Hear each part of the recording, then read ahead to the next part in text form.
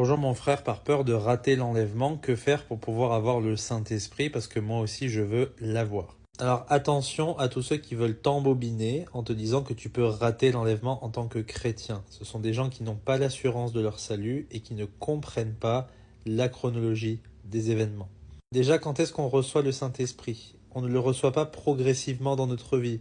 C'est pas tu reçois le Saint-Esprit pendant un petit moment jusqu'à ce que tu pêches et après tu dois le récupérer. Non. Tu es scellé une fois pour toutes par le Saint-Esprit de la promesse après avoir cru en Jésus-Christ. Il ne te quittera jamais. C'est Jésus lui-même qui le dit dans l'évangile de Jean. Je vous enverrai un autre consolateur afin qu'il demeure avec vous pour toujours. Pas pendant 5 minutes, pour toujours. Et l'apôtre Paul, il nous dit que nous sommes scellés pour le jour de la rédemption, c'est-à-dire que nous sommes scellés de ce Saint-Esprit jusqu'au retour de Jésus-Christ. C'est ça le jour de la rédemption, c'est le jour de l'enlèvement. Si tu es devenu un enfant de Dieu par la foi en Jésus-Christ, que le Saint-Esprit t'a fait naître de nouveau, tu ne peux plus arrêter d'être un enfant de Dieu. Dieu ne peut pas t'envoyer en enfer, c'est stupide.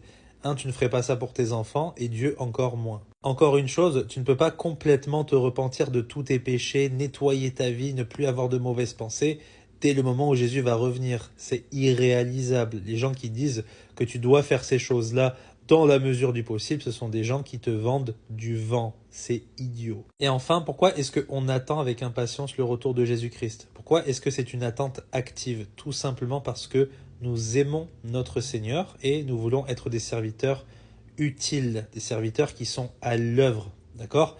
Comme si ton patron qui part pendant 2 semaines te laisse avec certaines responsabilités, tu ne veux pas te mettre à faire n'importe quoi, d'accord? Tu veux te mettre à travailler dur, continuer à travailler dur comme tu l'as fait au commencement, il y a quelques semaines, il y a quelques mois, tu persévères dans ce sens-là, afin que Jésus, quand il te récupérera, et il va le faire quoi qu'il arrive, il soit fier de toi, d'accord?